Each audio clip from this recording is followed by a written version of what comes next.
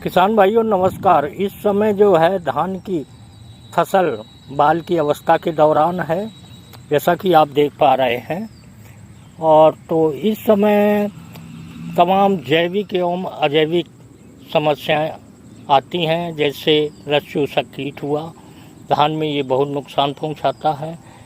इसके अलावा अजैविक में है जैसे पानी की कमी हुई, मौसम का ज़्यादा उतार चढ़ाव हुआ, तो जहाँ कीट की संभावना हो, जैसे रस चूसक कीट लगा हो, तो उसके लिए तो इको फ्रेंडली नीम ऑयल आता है, उसका इस्तेमाल करें।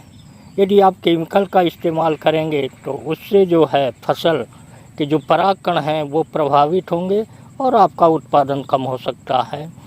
और जहाँ तक बात आती है मौसम के उतार चढ़ाव की, तो गोब में बाल निकलने से पहले आप स्टेस आउट 50 ml पर टंकी के हिसाब से यदि इसकी टॉप ड्रेसिंग कर दी तो 15 दिन तक जो ये मौसमी उतार चढ़ाव है तो फसल इस स्टेज से प्रभावित नहीं होगी।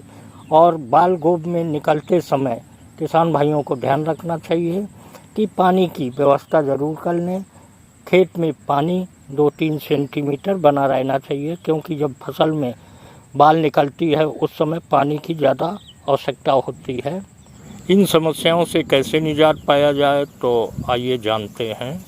जैसे ही धान की जो बालियां हैं वो बाहर निकल रही है, इस समय आप किसान साथी देख पा रहे हो कि आपकी बाली के ऊपर हल्के ब्राउन रंग के या फिर जो काले रंग के धब्बे हैं वो दिखाई दे रहे हैं। हो सकता है कि कुछ एक वैरायटी के अंदर ये जो बीमारी है वो ना देखने को मिले। अगर मैं बासमती की बात करूं तो लगभग बासमती की सभी तरह की जो वैरायटी है, 1 या 2 को छोड़ करके, उनके अंदर ये जो दिक्कत है पिछले 3 से 4 सालों के अंदर नोटिस की गई है। वहीं पर पीआर की भी कुछ वैरायटी है जिनके अंदर ये जो दिक्कत है वो आती है। बेसिकली देखा जाए तो बाली का बदरंगा होना वो 5 से 6 चीज़ों के ऊपर निर्भर करता है। पहला तो उसके अंदर हो सकता है कि आपके खेत के अंदर बैक्टीरियल पेनिकल ब्लाइट आ चुकी हो। इस बीमारी के अंदर जो बालियाँ हैं वो खाली रहती है, दाना बिल्कुल भी नहीं भरता। अगर आपकी जो बाली है वो झुक चुकी है, इसका मतलब कि इसके अंदर बैक्टीरियल पेनिकल ब्लाइट नहीं है, क्योंकि बाली तभी झुकती है जब उसके अंदर जो दाना है वो भर जाता है। अभी मोस्टली क्या दिक्कत आ रही है कि जो बाली है वो झुक चुकी है, लेकिन फिर भी जो दाने हैं वो दागी है, और जो दाने दागी है उसके अंदर दूध वगैरह जो बन रहा है, यानी कि वो दाना प्रॉपर तरीके से पका हुआ है, ऐसी बात नहीं है। दूसरा रीज़न हो सकता है कि आपके यहाँ पेनिकल माइट्स का भी अटैक हो चुका हो, लेकिन ये जो समस्या है वो ना के बराबर किसान साथियों को फेस करने को मिल रही है। अभी जो मेन दिक्कत चल रही है वो क्या है कि डर्टी पेनिकल की। डर्टी पेनिकल के अंदर होता क्या है कि आपकी जो बालियाँ हैं उसके अंदर जो दूध वगैरह वो भी बनेगा, बालियाँ झुक जाएगी और उसके ऊपर हल्के आपको ब्राउन कलर के दाग या फिर जो धब्बे वो दिखाई देंगे, जैसे कि आप वीडियो के अंदर भी देखते आ रहे हो। डर्टी पेनिकल एक फंगस जनित बीमारी है। जैसे ही हमारा इन्वायरमेंट के अंदर चेंजेस आते हैं, टेम्परेचर कम या फिर ज़्यादा होता है, रात के समय आप देखते हो कि ओस वगैरह आती है, फिर दिन में टेम्परेचर हाई चला जाता है, उस वजह से इस डर्टी पेनिकल के ऊपर करीबन 5 से 6 फंगस है वो कार्य करती है। अकेला ये कभी भी जो फंगस है इस बीमारी को नहीं फैलाती। 5 या 6 फंगस में से जिस भी फंगस को लगे कि अभी जो हमारा टेम्परेचर है वो अनुकूल है, फिर जाकर के आप छिलका जब देखते हो दाने का ऊपर वाला बड़ा मुलायम सा होता है, जब बाहर निकलता है तो इसको इफेक्ट करती है सबसे पहले। कुछ एक क्रॉप के अंदर तो देखा जाता है कि जो अपना नर फूल होता है उसको भी ये जो है वो इफेक्ट करती है, और वहाँ पर जो फिर पॉलिनेशन की प्रक्रिया है वो ऑलमोस्ट खत्म हो जाती है, वो दाना आपको खाली दिखाई देता है।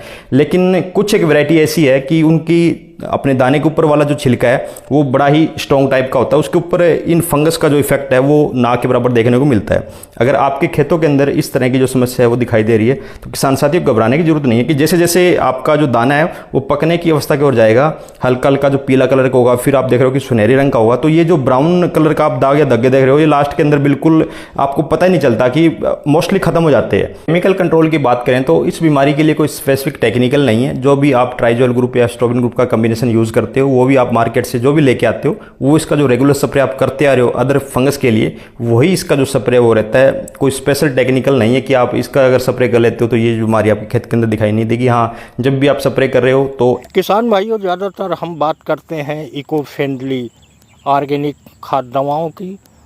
इससे जो है आपकी फसल में कोई रिड्यूस नहीं आता है, आपकी ज़मीन की जैविक एवं भौतिक दशा सुधरती है।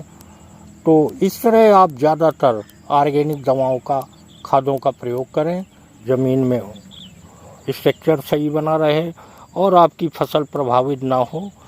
तो इन खाद दवाओं के लेने के लिए आप हमसे संपर्क करते हैं, कहीं भी कभी भी आप मंगाना चाहें तो ये आपको वहीं उपलब्ध हो जाएगी। और फिर हमारे फ़ोन नंबर से कांटेक्ट करें। इससे आपकी खेती और आपके लिए बहुत लाभ है।